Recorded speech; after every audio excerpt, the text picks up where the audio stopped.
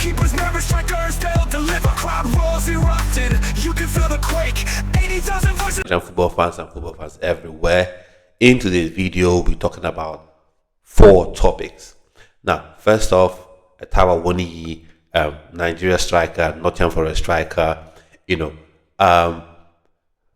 sustained an injury while he was playing for Nottingham Forest in the Premier League game, and he underwent an abdominal surgery, but he has now had to be, in a medical induced coma. But thankfully, the medical induced coma, I was just doing a little research, is something that can be reversed when the sort of medical professionals, doctors, nurses, and all that, get a sense of the all clear. So, thoughts and prayers go out to him and the family. Hopefully, everything works out well and he's healed and hearty come the end of this sort of ordeal that is in at the minute. And then we go on to talk about, Tolu Arokodare. Tolu Arokodare is a man, in demand. He's a man on fire right now. He won the Ebony Shoe, which is essentially an award given to the best African player in the Belgian Jupiler League, in the Belgian First Division. And that's what he's won. Obviously, he scored 20 goals, this season for KRC Gang. He's been in phenomenal form. He has been in phenomenal form for them. So I think he really, really deserves this award.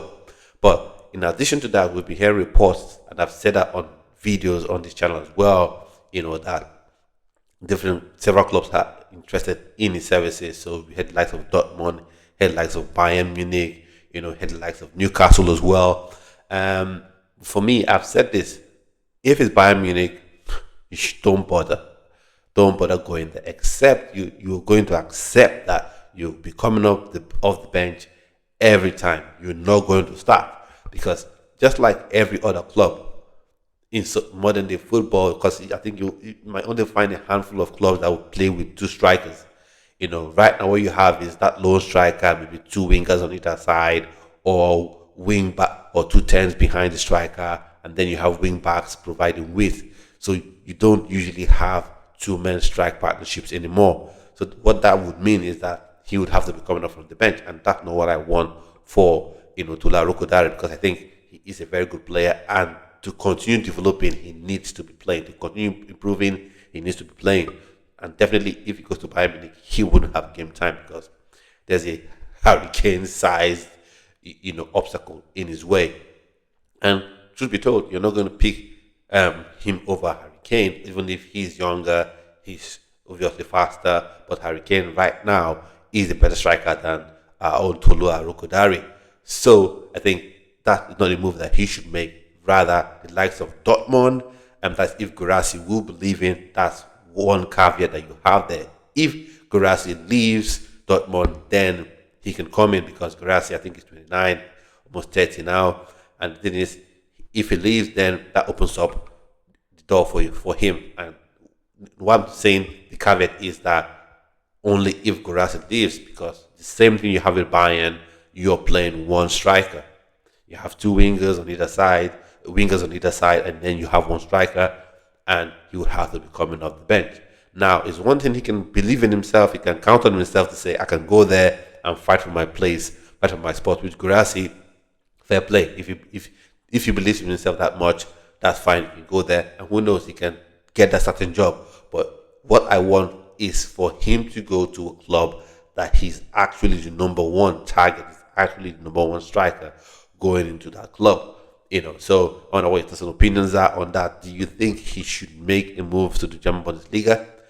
For me, I think stylistically, yes, it will suit him. Pace, power, all that, it will suit him. But which club is he going to go to? Maybe he can go to, Frankfurt is another club as well, because Frankfurt, that's set to lose Hugo Ekitike, this French striker, that's set to lose him, and they already lost Omar Mamouche in January. And one thing about Frankfurt is that they always play to the strength of their strikers. That's why each time you have a striker playing for Frankfurt, they always score tons and tons of goals and attract big moves to bigger clubs. But the one thing is that Frankfurt, you may not really be guaranteed regular European football, unlike you have with Dortmund and your Bayern Munich, that you'll be going to Champions League every season, or at least every other season. So that's it there. And then you talk about Newcastle. For me, Newcastle, that caveat still remains. Is Isak going to leave because he haven't reported interest from the likes of Liverpool, interest from the likes of Arsenal. So if he indeed moves, then it opens up a huge gap that needs filling. And I think Tolu Arokodare can, fill that gap, especially how Newcastle United play. They play a bit like Frankfurt, not absolutely in the style they play, but with respect to the fact that they play to the strength of their strikers. They play for the striker. And if you're in a team where, speaking on in the perspective of Tolu Arokodare right now, and you have everyone playing and trying to get you on the ball, trying to get you to score, I think he's going to really, really shine. So that's another cool landing spot I think that he could think about. And so let's see how that shakes down. So interesting news with respect to Tolu Arokodare. Now let's go on to another news item. So we're talking about Victor James Osimhen. We've had the reports on and off again. Last season he almost joined Chelsea, but they couldn't agree on his salary or wage demands. And now you're hearing those sort of things popping their heads again, the links popping their heads up again to say Chelsea are still interested in Victor Osimhen. And then you've heard Juventus come out to say, at least reports have already said that they're not interested in Victor Osimhen. Now the Chelsea thing for me is, as a Chelsea fan, yeah, I would like him to go to Chelsea. But if this is another PR move where you want to make the player look like a bad person, where you offer him pittance in footballing terms, that's what I always tell people. The money footballers earn is crazy money. For everyday folk, £100,000 a week is mad money. £200,000 a week is mad money. In fact, £20,000 a month is crazy money. But you're not going to compare Victor Osimhen to an everyday person. You're going to compare him to the likes of Harry Kane, like of Erling Haaland, the likes of strikers who are in his sort of caliber, who are in that sort of sphere, that he is in, as opposed to every other folk. And what he's achieved in the game demands that he's paid as a top class player, that he's paid as a world class player. And that's how football is right now. Very, very, high wage demands. So he's not like an outlier just demanding these huge wages out of the blues. And then again, one thing Chelsea should consider is, you want to pay people £80,000. You want to pay people £70,000. You want to pay people £100,000. When you pay people £70,000, £80,000, that's what you get in a Nicholas Jackson. Missing a lot of chances, and you see yourself with 2 games to go in the season, you're still battling, to get Champions League spot. You're not sure. Because, you're in 5th spot right now, but you can't beat your chest. You can't really puff your chest out with any sort of confidence, from a Chelsea perspective, to say, now we're going to beat Manchester United. Even if Manchester United are in the absolute mud, that in an absolute wasteland at the minute, you still can't beat your chest out. Enzo Maresca can still beat his chest out to say Chelsea for sure, 100% guaranteed, or even 90% guaranteed, will beat Manchester United. And the same thing for Nottingham Forest as well. You may say Nottingham Forest are in a bad run of form, but still, you can't, even the most optimistic of Chelsea fans can't come out to say that, wow, for sure we're going to beat Nottingham Forest. You can't even still say that. And why is Chelsea in this position? Because I know Robert Sanchez has been an absolute disaster in my opinion, but the main reason has been Chelsea have been unable to take their chances, and one of the chief culprits has been Nicholas Jackson. Even if you love him, even if you want to protect him or whatever, you must admit to yourself that he is one of the main reasons.